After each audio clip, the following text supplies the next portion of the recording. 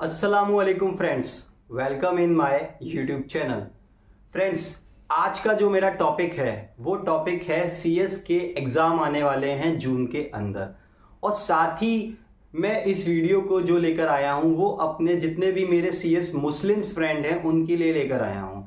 Because now a days Ramzan चल रहे हैं, सबको पता है। और इस वीडियो को बनाने का पर्पज़ मेरा अभी इतना है क्योंकि लोगों की स्टडी ना हैम्पर हो रही होगी, लोग टाइम टेबल नहीं बना पाते हैं, इश्यूज होते हैं कि हम स्टडी, रमज़ान, नमाज और अदर अपनी जो भी हमारी इबादत है उसको हम कैसे कंटिन्यू कर पाएँ। तो अभी भी रमज़ान पीरियड बचा हुआ है, तो इसलिए मेरे इस वीडियो को बना रहा हूँ।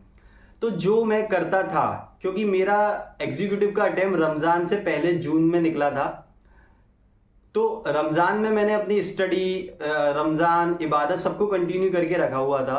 तो साथ मैंने जो करता था वही सारी चीज़ें मैं आज आपके पास लेकर आया हूँ। सीएस स्टूडेंट के अंदर दो कैटेगरी के स्टूडेंट्स होते हैं।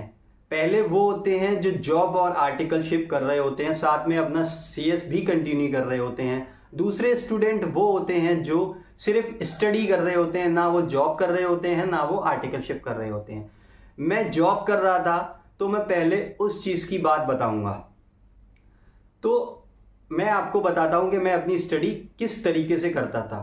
मेरा स्टडी का टाइम टेबल जो स्टार्ट होता था रात को 10 बजे से लेकर सुबह 4 बजे तक मैं स्टडी करता था।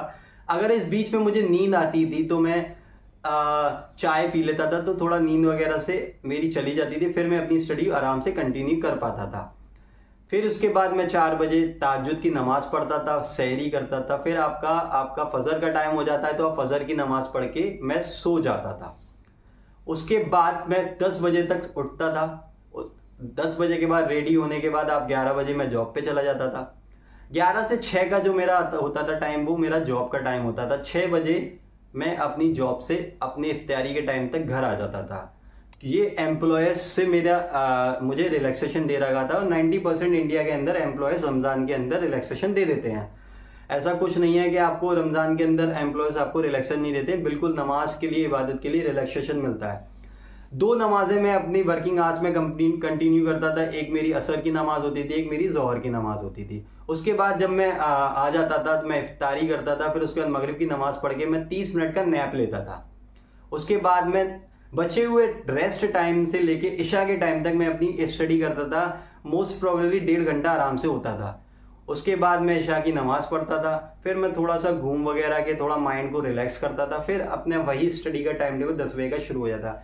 इस हिसाब से मुझे 7.5 घंटे मिलते थे, और मेरे 7.5 घंटे नहीं कंटिन्यू होते थे, मेरे 6 घंटे कंटिन्यू होते थे। लेकिन 6 घंटे का भी जो होता था वो मेरा इफेक्टिव आवर होता था, क्योंकि मैंने खुद अपने ऊपर एक्सपीरियंस किया हुआ है। हम 15-15 घंटे बैठते हैं और हमारे इफेक्टिव आवर 5 घंटे भी नहीं निकलते हैं।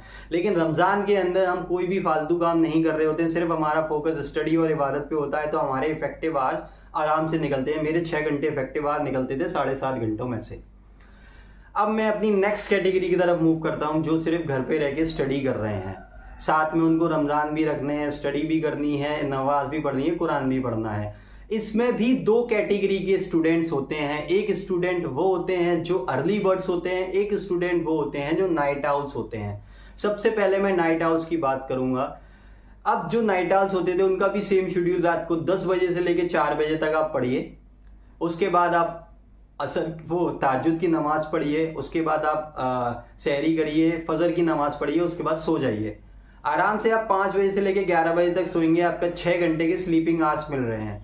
11 बजे आप उठिए, फ्रेश वगैरह होइए, फिर आप अपनी स्टडी लेके बैठ जाइए। और जोहर की नमाज तक आपको 11 बजे से लेके 1:30 बजे तक आराम से आपको 3 घंटे मिलेंगे। 3 घंटे आप इफेक्टिव स्टडी करिए। उसके बाद आप अपनी जोहर की नमाज पढ़िए। जोहर की नमाज पढ़ने के बाद आप थोड़ा सा नैप ले लीजिए 30 मिनट का। उसके बाद 3 बजे से उठ के लेके 5 बजे तक आप फिर स्टडी करिए। स्टडी करने के बाद आप असर की नमाज पढ़िए। असर की नमाज पढ़ने के बाद मैं आपको एडवाइस करूंगा पर्सनली कि आप थोड़ी सी कुरान पढ़िए और इबादत करिए, बिकॉज असर का जो वक्त होता है वो एक बहुत ही बेहतरीन वक्त होता है इबादत के लिए। उसके बाद आप इफ्तारी करिए, मगरिब की नमाज पढ़िए। उसके बाद आप मगरिब की नमाज के बाद थोड़ा सा आप फिर से नैप ले सकते हैं। फिर आप उसके बाद बचे हुए टाइम पीरियड से लेकर ईशा के टाइम पीरियड तक आप स्टडी करिए। स्टडी करने के बाद ईशा की नमाज पढ़िए, थोड़ा रिलैक्स करिए, उसके बाद आपका वही टाइम शुरू हो जाएगा। इस हिसाब से आपको टोटल मेरे हिसाब से 10.5 घंटे आराम से मिल रहे हैं। आप 10.5 घंटों में से अगर आप अपने 10 घंटे या 9 घंटे भी इफेक्टिव आवर्स निकालेंगे तो आपका जून अटेम्प्ट आराम से निकलेगा। अब मैं नेक्स्ट कैटेगरी, अपनी लास्ट कैटेगरी की तरफ मूव करता हूँ, वो होते हैं हमारे अर्ली बर्ड्स। अर्ली बर्ड्स को सुबह 4 बजे उठना है, पहले तहज्जुद की नमाज पढ़नी है, फिर सहरी करनी है, फिर उसके बाद आपको फजर की नमाज पढ़ने के बाद स्टडी में बैठना है। आप 5 बजे से लेकर 11 बजे तक आप स्टडी करिए, आपका 6 घंटे इफेक्टिव आवर्स निकलेंगे। उसके बाद आप 30 मिनट का नैप लीजिए, फिर उसके बाद आप 12 बजे से या 11:30 बजे से आप चाहें तो 1:30 बजे तक स्टडी करिए, आपको फिर 2.5 घंटे का स्टडी के इफेक्टिव आवर्स मिल रहे हैं। उसके बाद आप जोहर की नमाज पढ़िए, जोहर की नमाज पढ़ने के बाद आप फिर से थोड़ा सा नैप लीजिए 30 मिनट्स का। उसके बाद 3 बजे से लेकर 5 बजे तक आप फिर से स्टडी करिए, इसमें आपको 2 घंटे इफेक्टिव आवर्स मिल रहे हैं। उसके बाद आपको असर के बाद मैं फिर प्रेफर करूंगा आप इबादत करिए, कुरान पढ़िए, उसके बाद आप इफ्तारी करिए, मगरिब की नमाज पढ़िए, मगरिब की नमाज के बाद फिर से एक नैप लीजिए। उसके बाद जो भी आपका टाइम बच रहा और ईशा की नमाज का टाइम है, मेज प्रोबेबली 1.5 घंटा आराम से मिलेगा, आप उसके अंदर फिर से स्टडी करिए। स्टडी करने के बाद आप ईशा की नमाज पढ़िए, ईशा की नमाज के बाद थोड़ा सा आप अपना खाना वगैरह खाना चाहें खा लीजिए, उसके बाद आप सोने चले जाइए। 9 बजे से लेके आप सुबह 4 बजे तक सोएंगे, आपको आराम से 6.5-7 घंटे मिल रहे हैं। तो ये रमज़ान के टाइम पीरियड के अंदर स्टडी आर के मैं 3 कैटेगरी लेकर आया था, जिनके मैंने आपको स्टडी का टाइम शेड्यूल बनाया है। अगर आप इस टाइम शेड्यूल को फॉलो करिए, आपके अच्छे से सीएस का अटेम्प्ट जून में निकलेगा, क्योंकि मेरा भी निकला था और लोगों के भी निकलते हैं। अगर आप लोगों को मेरी वीडियो थोड़ी बहुत भी पसंद आई है तो मेरी वीडियो को थम्स अप दीजिए, मेरे चैनल को सब्सक्राइब करिए और साथ में छोटा सा बेल आइकन है, प्लीज उसे भी दबा लीजिए ताकि जो भी न्यू वीडियो के नोटिफिकेशन होते हैं आप सबको टाइम पर मिल जाए। Bye bye friends.